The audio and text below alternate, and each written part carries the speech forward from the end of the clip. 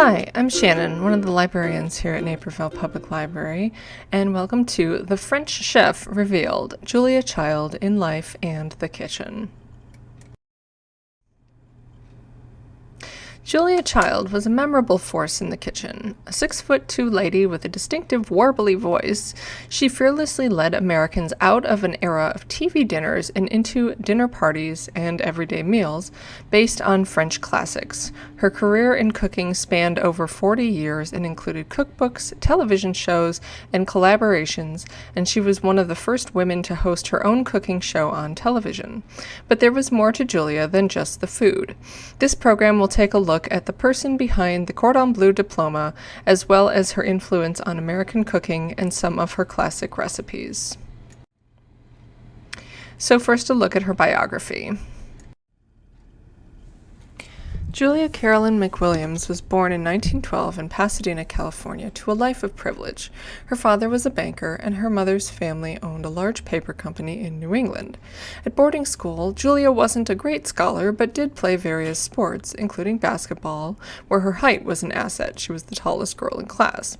Friends remembered her as a wild prankster, and she submitted works to The New Yorker and other publications, though none were ever accepted for publication.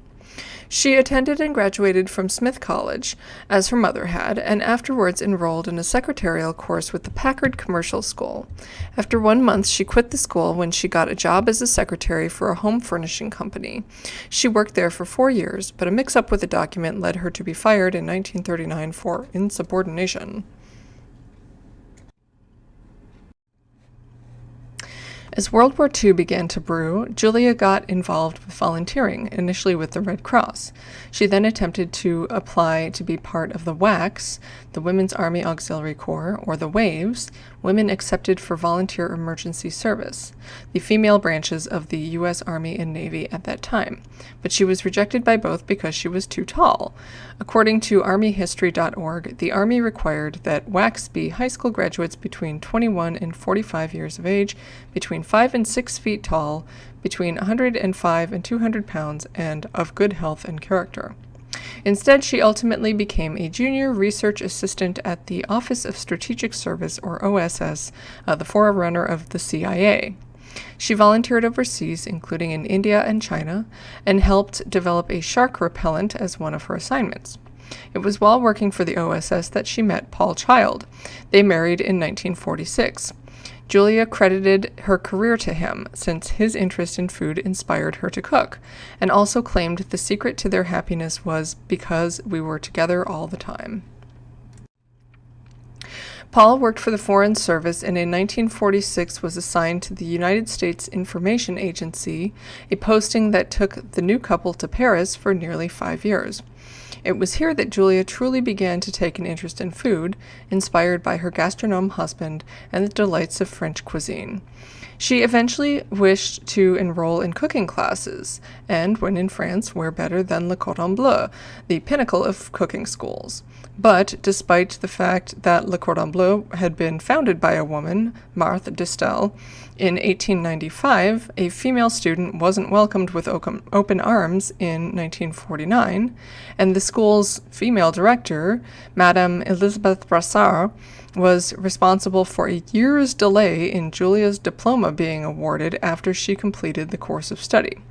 Today, Julia is one of the school's best-known alumni.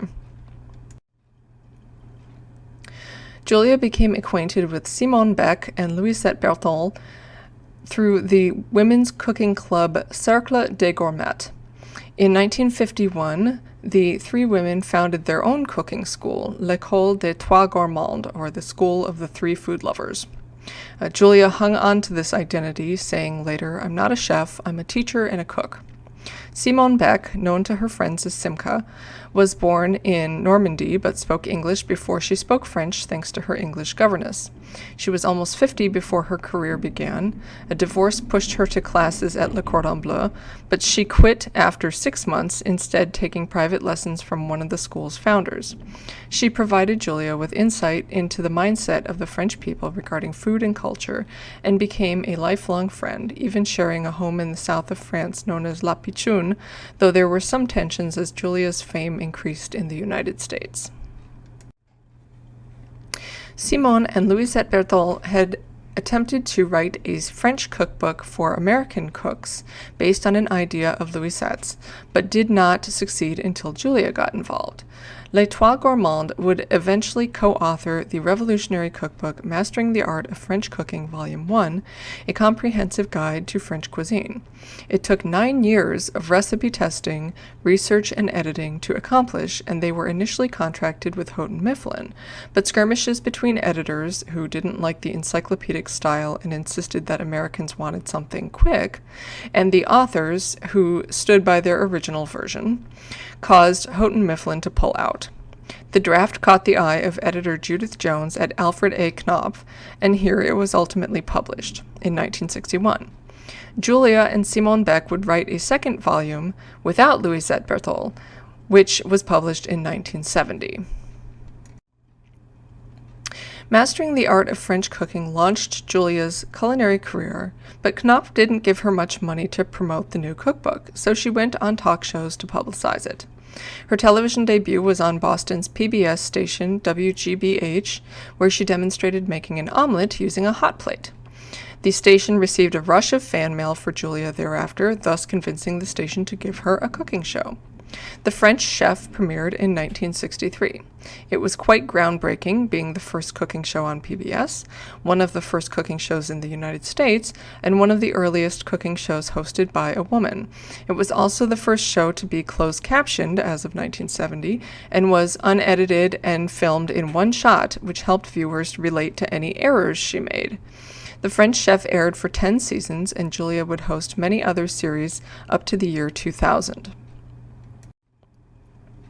Julia collaborated with many other celebrity chefs over the years on her television series Cooking with Master Chefs and In Julia's Kitchen with Master Chefs, where she cooked with Chicago's own Rick Bayless, among others, and as a guest on the programs of everyone from Martha Stewart to Emeril Lagasse.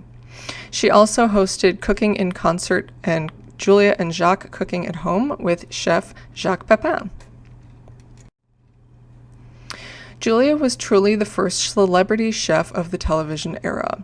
She won many awards throughout her career, including multiple Emmy Awards and nominations, the Peabody Award, the National Book Award, the French Legion of Honor, and the U.S. Presidential Medal of Freedom. She was also the first woman to be inducted into the Culinary Institute of America's Hall of Fame. Julia and Paul moved to Cambridge, Massachusetts in 1961. Julia's kitchen, designed by Paul so items like pans and knives were within reach, with high enough countertops for his tall wife, were the set for 3 of her shows, In Julia's Kitchen with Master Chefs, Baking with Julia, and Julia and Jacques Cooking at Home. To turn the kitchen into a set, producers removed the table, chairs, and back wall cabinets where they stationed the cameras, the National Museum of American History says. They added curtains to the windows, mounted light poles on the ceiling, and installed a large cooking island in the center. On television, Julia and her guest cooks used her kitchenware. The kitchen can now be seen at the Smithsonian. Paul Child died in 1994, and Julia donated the Cambridge house to her alma mater, Smith College, and moved to a retirement community. Julia died in 2004 at the age of 91. Her last meal was homemade French onion soup, an appropriate meal for a chef who brought French food to so many people. Speaking of which, let's take a look at some of the recipes made most famous by Mastering the Art of French Cooking and her cooking shows. And so here are the recipes. As her shows evolved, Julia became synonymous with French cuisine to American television viewers and inquisitive home cooks. She initially, snobbishly, refused to use chicken that had been pre-cut, since chickens in France were always sold whole, until the French Chef series began and she started cooking for a large audience. I was rather rapidly won over to the idea of buying chicken in pieces, Julia recalled. At this point, it's almost a punchline that Julia loved and used lots of butter, not surprising in traditional French recipes. PBS estimates that during her show Baking with Julia, which aired for 4 seasons from 1996 to 1999, Julia used a total of 753 pounds of butter. To those who worried about the calories and health implications, she said, "I would rather eat 1 tablespoon of chocolate roost cake than 3 bowls of Jell-O." Julia used a blowtorch frequently, including for recipes like creme brulee, French onion soup with a cap of bruleed Gruyere cheese, and beef tartare au gratin, which was a spontaneous dish made on a talk show when the burner on the hot plate wouldn't work. She would often use the torch to freak out talk show hosts like Dick Cavett and David Letterman when she would appear and cook on their programs. I think every woman should have a blowtorch, was Julia's opinion. While she certainly told readers and viewers to save the bones for stock, Julia was also okay with using canned bouillon in place of homemade stock or broth, but not consommé, which she said would be too sweet. She even went on Dick Cavett's show to make a bit of a stunt recipe for French onion soup for camping, using canned onion soup, store-bought croutons, grated Swiss cheese, and finished off to perfection with her trusty blowtorch. So forget s'mores, who wouldn't want Julia's onion soup around the campfire? Julia demystified French terms in the American kitchen. People who had been making meatloafs were now deglazing pans with wine and attempting soufflés. She brought French sauces to the American kitchen and deemed them the splendor and glory of French cooking. Sauces including béchamel, a white sauce that becomes the base of other sauces, béarnaise, a traditional sauce for steaks from Béarn, France, made with vinegar, shallots, tarragon, and pepper, and hollandaise sauce, the creamy topping for eggs Benedict, all became better known in the U.S. due to mastering the art of French cooking and Julia's subsequent cooking shows. A roast chicken may not seem like the most challenging appraisal of a chef's skills, but Julia says several times that the real test of a good chef is a perfectly roasted chicken. In Julia and Jacques Cooking at Home, she declares, "A well-roasted chicken is the sign of a really fine cook," and Mastering the Art of French Cooking's recipe for poulet rôti states, "You can always judge the quality of a cook or restaurant by roast chicken." The recipe calls for smearing the interior and exterior of the chicken with butter, then rotating the chicken on all sides throughout cooking rather than just leaving it in one position. On the subject of chicken, coq au vin, or chicken cooked in wine, is another classic French dish that Julia made popular in the U.S. A red Burgundy wine is typically used, but variations such as coq au chambertin, coq au riesling, etc. can also be made with different wines. And yes, white wines can be used, though red is more characteristic. When doing a live segment on Good Morning America, Julia told a squeamish Charlie Gibson that it was traditionally thickened with chicken blood, since this was a French country dish where the chicken would have been fresh, not prepackaged. Boeuf bourguignon, or beef cooked in Burgundy wine, is a classic French stew and a quintessential Julia dish. The beef is cooked with bacon, mushrooms, and braised onions. Tips on making this dish successfully are to dry the meat or it won't brown, and not to crowd the pan so the meat has space, and the same goes for cooking mushrooms, by the way. Caneton à l'orange, also known as duck à l'orange, is a dish with a long history in France. It was brought to the French court by Catherine de' Medici. Julia Child brought it to Americans via her television show, and it became a dish that hostesses would serve at dinner parties as a stunning and flavorful showpiece. The roast duckling is decorated with segments of orange and bathed in the orange sauce, a rich, strong, meaty duck essence darkened with caramel, flavored with wine and orange peel, and given a light liaison of arrowroot. Unlike later versions, this was not overly sweet, but balanced the sweetness of the citrus with the richness of the duck meat. Julia popularized a simple potato leek soup, or potage parmentier, which, when served cold, is known as vichyssoise. It was supposedly her favorite soup, and Mastering the Art of French Cooking states, "Leek and potato soup smells good, tastes good, and is simplicity itself to make." When she guest starred on an episode of Emerald Live, Chef Emerald Lagasse said you could use chicken stock in the base, but Julia said no, just use water, because it won't detract from the flavor of the leeks. Salad niçoise was a classic Julia dish, and one she was very particular about. She stated that the ingredients should be seasoned separately, and the beans should not be seasoned in advance or they will lose their color. She also admonished cooks not to mix up the ingredients on the serving platters so the results don't look like dog food, but rather resemble a poem of an arrangement. Of salads in general, Julia enthused, "What a beautiful, appetizing, and satisfying creation the salad is, and what a simple one, too. Nature provides, you combine." This salad includes tuna, green beans, lettuce, olives, potatoes, tomatoes, capers, anchovies, and hard-boiled eggs. Cherry clafoutis, which Julia translates to a flan, is a pancake batter poured over fruit in a fireproof dish, then baked in the oven. It is usually eaten warm, and the texture is a cross between a souffle and a pudding. Clafoutis originates from the Limousin, an agricultural region in central France, and the recipe is an example of French country cooking. Cherry clafoutis is generally listed among Julia's top recipes, but in Mastering the Art of French Cooking, there are many variations listed, including pear, plum, apple, blackberry, blueberry, cherry or pear with almonds, and cherry with liqueur. La tarte de Demoiselle Tatin, better known as tarte tatin, is a recipe from Normandy for an upside-down apple tart with caramelized apples and the pastry on top, which was flipped after cooking. It was invented at the Hotel Tatin in the Loire Valley in the 1880s by two sisters, but popularized in the 20th century by Julia Child. A souffle is a dish that most Americans would never have attempted prior to Julia. According to the cookbook, it's a flavored sauce or puree into which stiffly beaten egg whites are folded, so when baked in the oven it puffs and the top browns. There are savory and sweet versions, including cheese, fish, chicken liver, vanilla, orange, almond, coffee, and chocolate. One tip Julia imparts is to have totally separated eggs, because if any yolk is in the white, or also if any grease is in the bowl where you intend to whip the egg whites, the souffle won't end up rising properly. Her hint was to rinse out the bowl with a bit of white vinegar and salt, and wipe it with a paper towel, then wipe the blades of the mixer with the same before making the egg white meringue.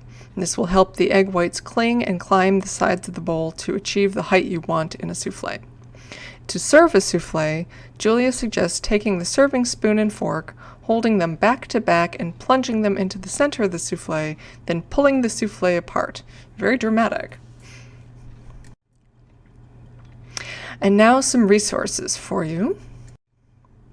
So in addition to Julia's cookbooks, which can be found in the 641s in nonfiction, and some of her cooking programs which can be found on DVD, here are some resources if you want to learn more about Julia Child. We have My Life in France, which is Julia's autobiography written with her grandnephew Alex Prudhomme.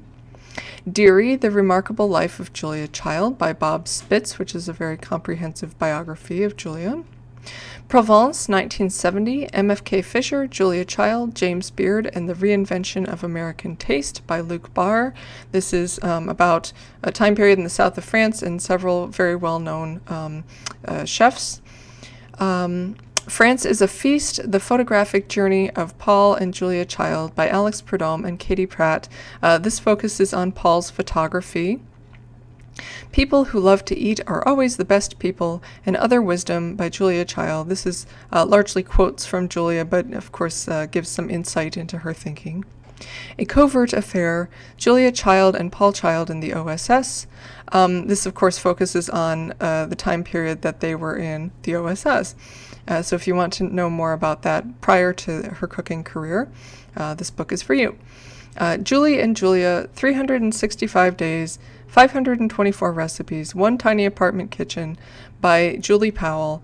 This was originally a blog in which the author tasked herself with the goal of making all the recipes in Mastering the Art of French Cooking in 1 year, and then it became a book, and then a movie starring Meryl Streep as Julia Child. So we also have the film in our DVD and Blu-ray collection.